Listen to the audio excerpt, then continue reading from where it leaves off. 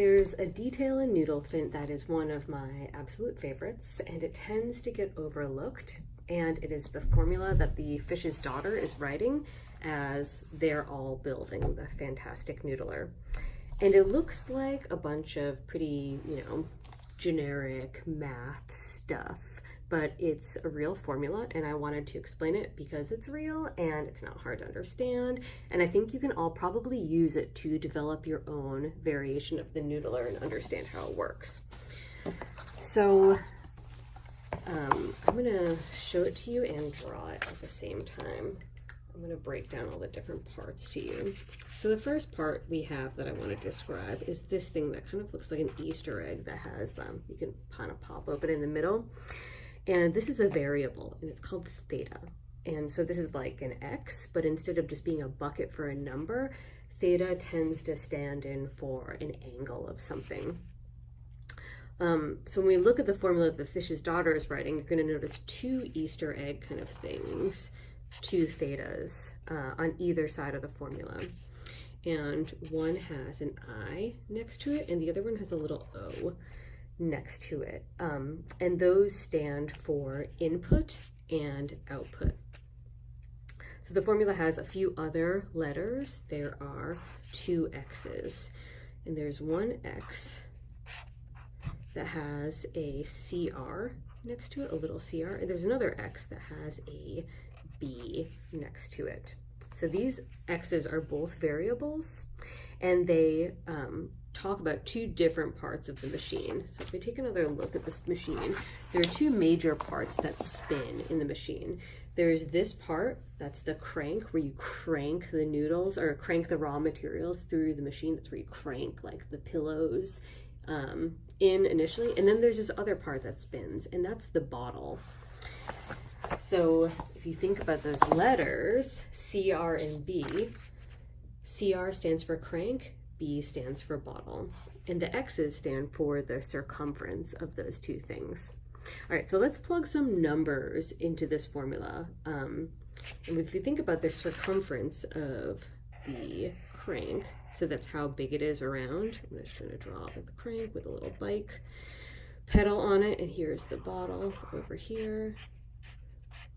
Kind of short, and then here, so here's the band that kind of like connects the two of them. If we think, let's plug some numbers in here. So if the circumference, how big this is around, is, let's just say 36. That's like one of my favorite numbers. Okay, and the circumference of the bottle is like 9. When we divide 36 by 9, we get 4. So that is our ratio, and that is the size difference between the crank and the bottle. It's 4. So when we multiply the theta input by the ratio, that will give us the theta output.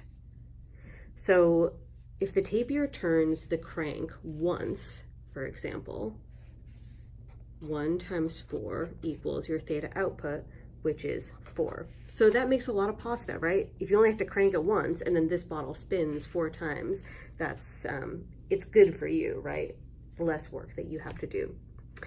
We can also use theta to think about other kinds of relationships. Like we can think about it in terms of, instead of just like amount of times, we can think about it in terms of like degrees. If the tapir turns the crank 90 degrees, and let's just assume that all of those numbers are still the same, if you multiply 90 by 4, you get 360. So for every 90 degrees, for every quarter turn the tapir turns the crank, the bottle is going to rotate a full rotation. Your theta output is 360 degrees. So when the tapir cranks the crank 1 full rotation, the bottle spins 4 times. You can also use theta to describe angular velocity, or RPMs, like how many rotations per minute or per second.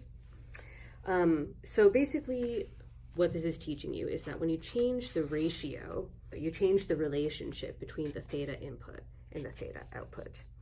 So what would happen, for example, if the duck were to swap out, or the fish or whoever were to swap out the bottle that we have now with a bottle that was the same size as the crank?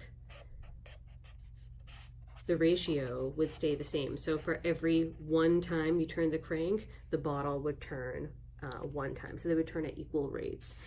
Well, what would happen if we took the crank and we took the bottle actually, and we replaced the bottle with a really little bottle?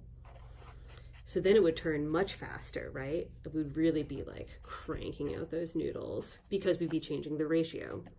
And if we took the crank and we took the bottle and replaced it with a really big bottle, we'd change the relationship again, we'd change the ratio, and this would move a lot slower. So this is all what you might call applied math. So it's math formulas that just describe relationships between things in the world. Applied math is a really important part of science, but it's particularly interesting to me because when I was growing up, I always just assumed that math was really hard. But math is basically just a language that describes different relationships between things, and you just have to learn how to read it. So when you think about math or science in terms of relationships, and those relationships working with, against, or alongside each other, it turns into, I don't know, a bit more of a story. Just like how Noodlephant is about relationships between the kangaroos in this town and everyone else. And very much like how Noodlephant made the Phantastic Noodler with the help of her friends, I also developed the design for this machine with the help of friends who all brought different skills to the table. Skills like cooking and engineering and drawing and mathematics. And I had a ton of fun making Noodlephant, and it offered me so many opportunities to learn. And this one tiny detail in this 80-page book is an example of one of those moments that I got to share with other people during its development.